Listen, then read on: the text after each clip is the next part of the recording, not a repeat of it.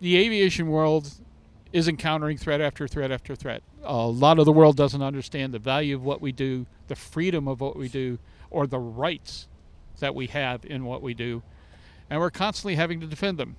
We have a new threat, and I don't mind saying threat because I think it's exactly what it is, because there's some aspects of it that just plain old stink high to Jet A heaven.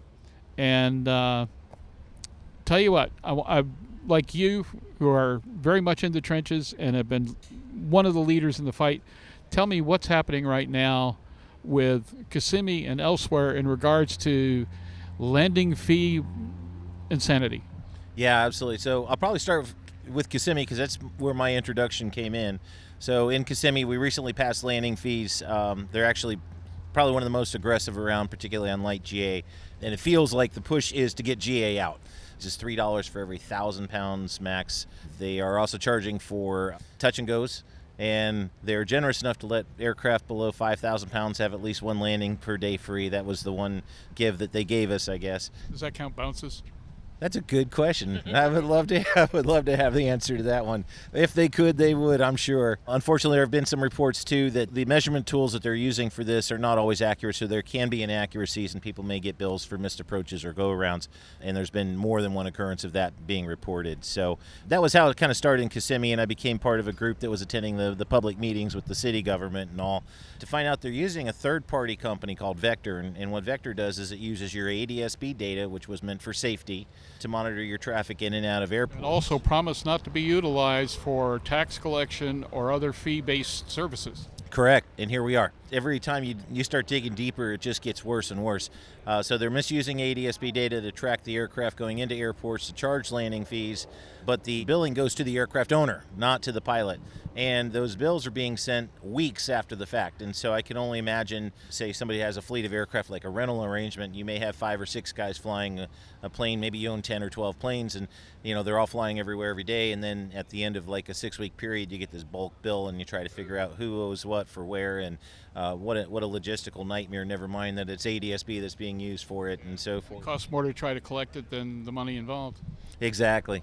So it's just been crazy. So I've been really trying to get out there and do what we can to drive the conversation that we need to protect ADS-B for safety and safety alone.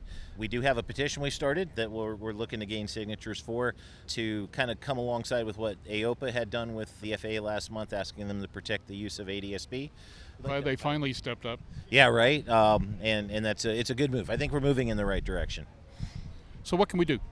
Okay, so what we can do, there's a few things. As you're aware, we have a Facebook group running. It's called ADS-B Tracked Billing Has Begun. We have right now about 2,100 pilots in there that are all voicing the concern. If you go in there, there's a featured tab where you can get a list, at least as of January, of known airports that Vector is using. So it's a good place to start. We also have started another website that we're using to keep things up to date. It's called StopADSBAbuse.com. And then lastly, we have a petition going with the FAA. But if you go to change.org, it is calling on the FAA to halt the use of ADS-B for billing. If you could go there and add your signature, that would be huge, because we want to take this petition. I'd love to see 5,000 plus signatures on this to go to the FAA and say, everything that AOPA said, that's on the lobbyist side. Now here's the voice of the pilots. We need you to act. It is not good, as I see it right now, for the GA, BizAv, and overall aviation community, and something has to get in the way of this, because otherwise flight training gets clobbered. The GA pilot just looking to go out for the $100 hamburger all of a sudden finds out he's got a $150 hamburger, and so forth and so on. And we need overall to gather together, to work together, to act honorably, responsibly, credibly, and fight this tooth and nail. 100% agree. And I will just say my biggest concern in all of this is that as pilots are becoming aware, that kind of a knee-jerk reaction from a lot of them is, let me just turn my ADS-B off. And I think that makes, well, first of all, that's illegal. Never encourage that. And it makes us less safe out there. And I think the pilots need to have confidence in the ADS-B system again. And uses like this are anti-safety. That's all there is to it. Without question, 100%. That's the bottom line. Don, appreciate it very much. Thanks for joining us at Aero News and Day 4 of Sun and Fun 2025.